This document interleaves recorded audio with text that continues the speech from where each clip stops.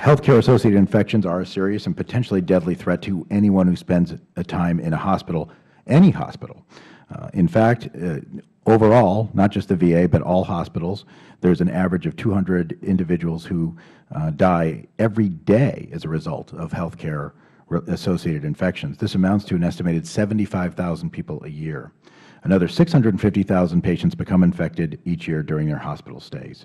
And it can cost as much as $45,000 per patient to treat these infections. Healthcare-associated infections in the United States alone cost as much as $45 billion a year.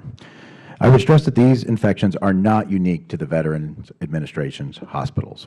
I know that healthcare-associated infections and medical mishaps do not stop at the door of the VA, however. Unfortunately, they are prevalent in all healthcare facilities, and the tools to combat these infections and to prevent medical errors are the same regardless of where the care is given. I look forward to hearing from our witnesses today about both proven methods and new technologies that can help play a role in addressing this serious issue. I am particularly interested in hearing from Dr. Trish Perl from Johns Hopkins University, who brings a wealth of experience and expertise to the area of infectious diseases and the role that technology can play in their prevention.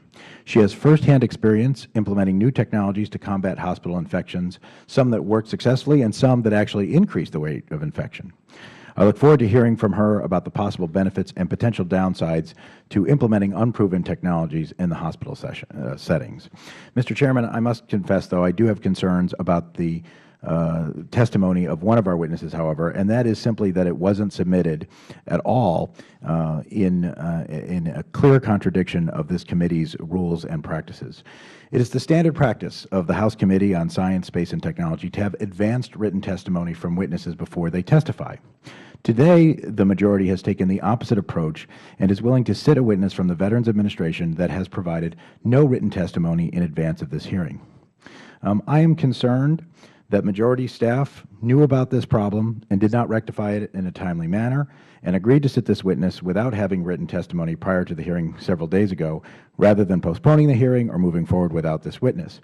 My understanding is that the failure to have testimony is not the failure of the witness, Dr. Jinadatha. So I apologize to you. I'm sorry you're caught in the middle of this. I know that you prepared your testimony, and it was an approval process that was the issue. But still, I did want to voice these concerns because I do think it's very, very important that we don't set a precedent in this committee that we do not want to set, that we will have, particularly with the Oversight Subcommittee, that we will have witnesses testifying without having submitted in advance for everybody on the committee to look at, peruse, develop questions on written testimony. So with those concerns stated, Mr. Chairman, I yield back. Thank you. I'd also like to comment on that. And Rule 3, Section C says, insofar as is practicable, no later than 48 hours in advance of his or her appearance, each witness who is to appear before the committee or any subcommittee shall file a printed copy in electronic form, a written statement of his or her proposed testimony and a curriculum vitae. In this situation, we had some difficulty with the process through the VA getting the written testimony final approval, and we felt that the testimony of this witness was very valuable, and it was not practical to get the testimony in time. The delay was unexpected due to the process needing approval, and therefore I feel that the witness's testimony is valuable and in no way would prejudice the discussion at this hearing, and therefore should be allowed. Would the Chairman yield? I'll yield.